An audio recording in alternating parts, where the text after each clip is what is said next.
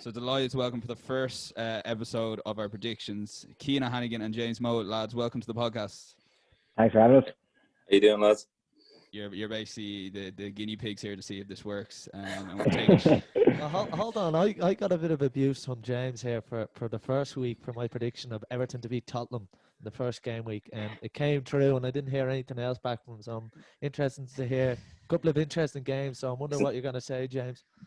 Hey, 2 hours of fun on the podcast here, so we'll see how it goes today. I've got my Arsenal rant going later on, so we'll see. Right, we'll start with you, Cian. Brighton, Manchester United prediction. I'm going to go for 2-2 in this one. Oh wow, Jim. Yeah, I've been impressed with Brighton so far. So I was going to go 2-1 to United. I feel like Brighton weren't great last week, or they were great last week against Newcastle, weren't they? Going 3-0. Yeah. But Newcastle were shocking. So I think United will be back to their best here. I thought you were going to say some other word after I had a chat with you before the show. Come on, begin with SH. Stick with you, Cian, for the next one. It's 3:00 Saturday. Crystal Palace, Everton, top of the table clash. yeah, I think this is the hardest game for us to predict out of them all. I'm going 2-1 Everton, but like it could easily go the other way. Like Jim. Someone's always got to go down. Everton going to win this game 2-0. James Rodriguez, unbelievable player. Yeah, it's 2-0 actually, Everton. like you said, it's one of the hardest games to predict because no one would have predicted Crystal Palace to beat Southampton at home, and now Everton 2 from 2 as well. So very interesting to see what happens there. James Rodriguez, the Wilfred Zaha show, you never know. Yeah. Great game. We're going to go to the 5:30 game. Jim, you're going to be first here. West Brom versus Chelsea. I'm going to take a tactics sport one on this one, Dan. I don't like Chelsea. 1-0 West Brom. Next game. Who scores for West Brom? The lad who left for West Ham. The young lad. Diagana. Diagana's the one. Cian. I'm going 2-0 to Chelsea on this one. I thought West Brom were going to be a surprise package, but based on the first 2 games, it's not looking great there. So I'm going to have to go backtrack on that one. Yeah, you said it to me before the season, and I was kind of like, you nearly sold it to me, and I'd already done my predictions, and then as soon as 2 games in, I'm with you 100% there. But look, it's interesting to see how they get on, like at home against a big side, like. But they have a bit of quality going for it, so that will always keep them in it. Pereira, Diagana. Hopefully they can just maybe, if they got a goal scorer, you never know. But yeah, I don't know if they have enough goals in the front line now, but like they're going to leak goals as well at the same time. So Okay, moving on to the 8:00 Saturday night game. Burnley versus Southampton. Southampton in shocking form. I really fancy them at the start of the year. A bit nervous about how they're going to get on. Jim, what's your prediction here? Burnley, Southampton. For me, these 2 teams are equally as crap. Southampton were shocking against Spurs last week. They were. Hurricanes and now they're running rush. I'll go 2-0 draw down.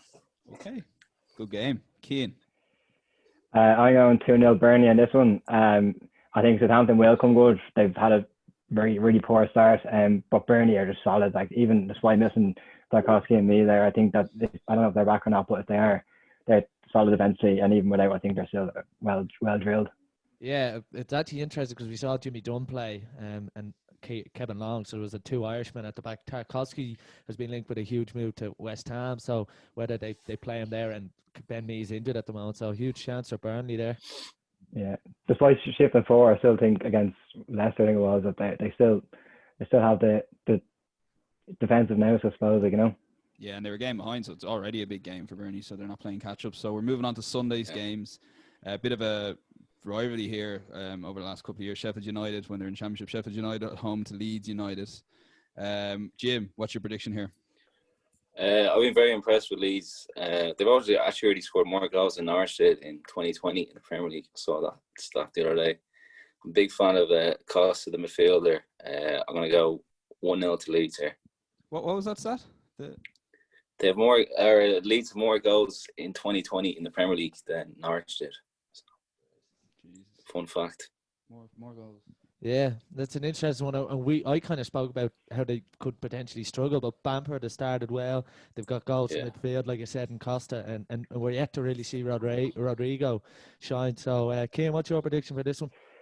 I'm going 2-1 Sheffield United. I'm kind of in the boat here with you, Sean. Don't really fancy them too much. I think they'll be safe, but I don't think like they're going to be as comfortable as people make them out to be. I think Sheffield United I've been lucky so far, and I fancy them here to get the result.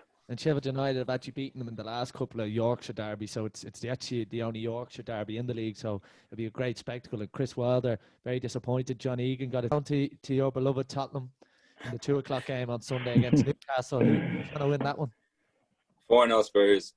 Son, Kane, everybody. Lascelles gets scoring this time. He doesn't get many goals, but he's gotten goals this time. And I feel like Lucas Moore's going to get another one. So 4 different goals for us, 4 goals. 4-0 next. Cian?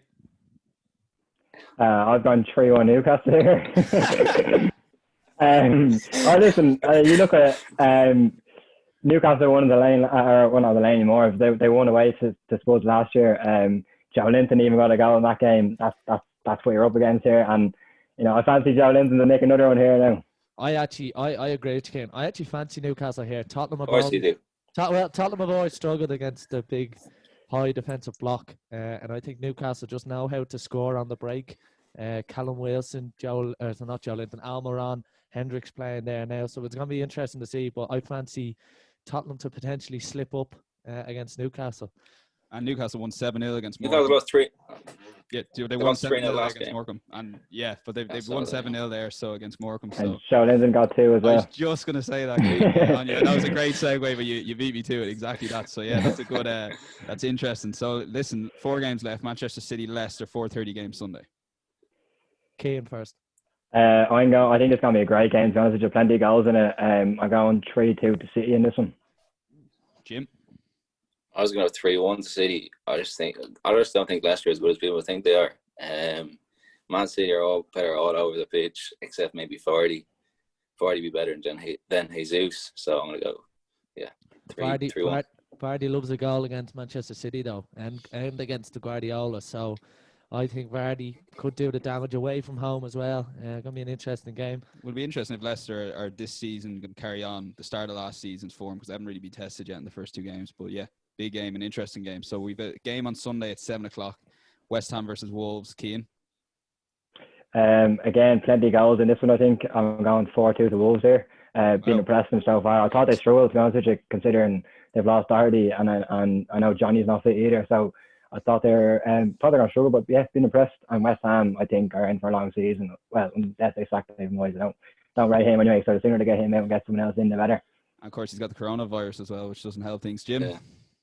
I went 3-1. I went 3-1 Wolves. I just think Wolves are so good. I know West Ham are absolutely shocking from not just their players, but their board is all over the golf. Big fan of Podence. He was played against Spurs for Olympiacos last season. Thought he was unbelievable. Then he went to Wolves. Big fan. 3-1 to Wolves. Yeah, and you're ahead of the trend because I spotted you had him in draft when I went looking for him as a free saw agent that. there during the week. Yeah, so I'm very, very impressed, to be fair. Cian, we're going to go to you and then Jim for the last one. So Cian, Fulham at home to Villa. I think this has a nil all written all over it. Drab game, no serious lack of quality for both teams up top. I think Fulham usually, like, with league goals, they won't keep many clean sheets. But I just don't think Villa have the quality either to break them down. I think, I won't be watching this game. Let's put it that way. Jim. I just think it's going to be 2 teams who'll be playing the championship next season. So, which championship game, isn't it? Yeah, so 1-1, you said. Yeah. This is a game where Villa, Like I say, I do right. this is a game where Villa kind of need the Jack Grealishes of this world and the Ollie Watkins, what they paid the big money for in terms of Watkins, £30 million to really get them over the line. And this is a relegation 6-pointer, and it's already 3 games into the season. It feels weird saying it, but it's a big game for both teams, Cian, isn't it? Yeah, I agree, and I think Villa will like kind of over the course of the season get better. I mean, they've had some good signings with like the Watkins that coming in. They got Bertrand for Traore now, and signing up Mings and Grealish is huge for on longer contracts now. So I think they will get better, but I just think at the moment they're not quite at the level. Oh, listen. So the game of the weekend arguably is Monday Night Football, 8:00. Jim, you bigged up your Arsenal prediction earlier on in the show. So Liverpool versus Arsenal, Jim. I just don't think there's any way aren't losing this game. Like Arsenal, all they've done this summer is sign a centre back, sold their best goalkeeper, signed the Chelsea reject, and overpaid Aubameyang. So I don't know how they think they're going to go from 8th to 4th, 2 on that.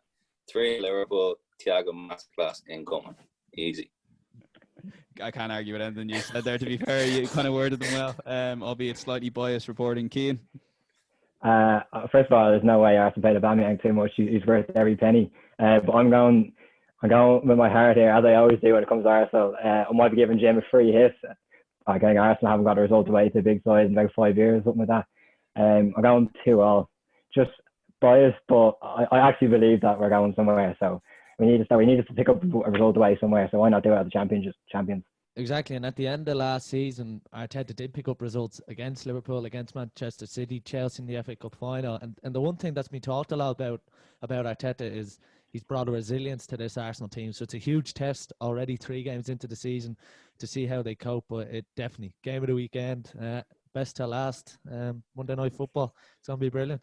Absolutely. Yeah, we've beaten them twice now. So albeit one of them was a penalty shootout in the Queen Shield, which is, doesn't count. But we've had 2 good games against them now, so there's no reason why we can't put up a fight, especially with no fans there at Anfield. Jim, final thoughts on that? No chance. 3-0, easy. Liverpool, way better. All over the pitch. As you explained at the top of the show, it would be 3 points for a correct score, 1 point for the right result, and then winner stays on, lads. So we'll be talking to one of you next week. Best of luck, and thanks for coming on, Cian and Jim. See you next week, all of lads. Look. You got in there before you get in. Cheers, guys. Yeah.